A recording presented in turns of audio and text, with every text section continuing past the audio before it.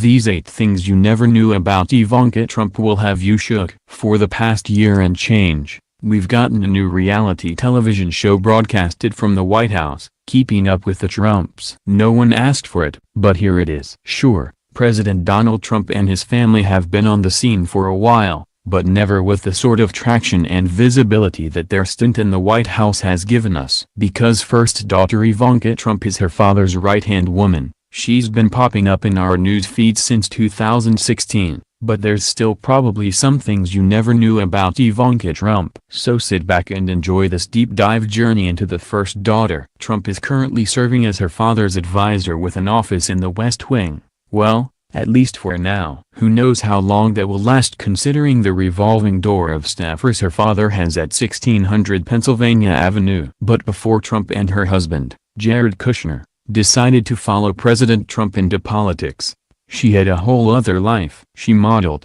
she worked in real estate, she worked at her father's company, she created a fashion line. The woman made moves, is what I'm saying. So yeah, she's been in the public eye a bunch. But here are some things that you might not know about the eldest Trump daughter. We've been lied to. Ivanka is not her real name. I always thought that Trump's parents wanted to name her after her mother, Ivana Trump, but didn't want it to be the exact same. Turns out, that's wrong. Her name is actually Ivana, and Ivanka is just a nickname that is derived from it. Ivanka is the baby name for Vanna, like Bobby is to Robert, as Trump explained in a 2010 tweet. Also, judging from that tweet, she takes the time to answer important fan questions. So another fun fact, she has a family link to model Karlie Kloss. Trump's brother-in-law, Joshua Kushner, has been dating Kloss for 6 years now. So I might be jumping the gun a bit. There is no marriage talk on the table yet, but it seems entirely possible that Trump might get a supermodel sister-in-law. 6 years is a long time. Also,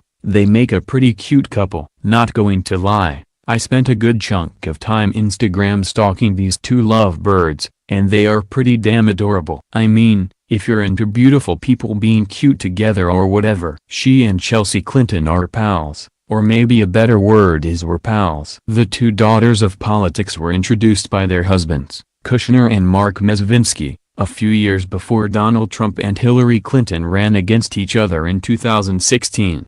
I am absolutely friends with Ivanka and I am grateful for her friendship, Clinton told Cosmopolitan back in January 2016. But Clinton also made it clear that she and Trump never discuss politics, and that she values her friendship with the first daughter. I'm always going to believe, because this is how my parents raised me, that friendship is more important than politics. Apparently that didn't work very well. Clinton appeared on The Late Show with Stephen Colbert in the beginning of March 2018, and bluntly stated that she and Trump are no longer friends. She said, "I have not spoken to her in a long time. It's clear though that she has supported policies and decisions that I don't agree with. I've been very vocal about my opposition to President Trump and this White House." She has her very own nickname in the White House. We already know that Trump serves as advisor to the president and has a swanky office in the West Wing, but did you know that she also has a White House nickname? It's,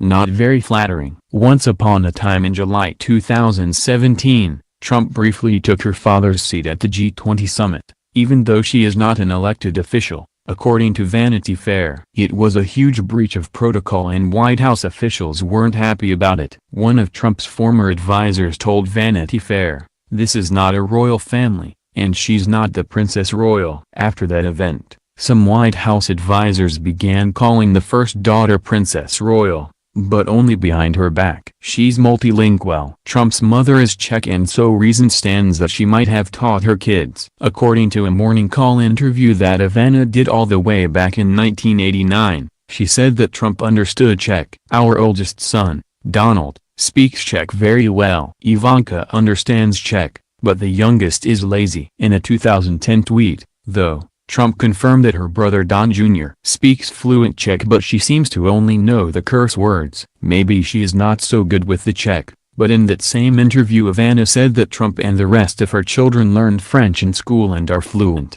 She's an early riser. According to a 2015 interview with Morning Routine, Trump wakes up at 5:30 a.m.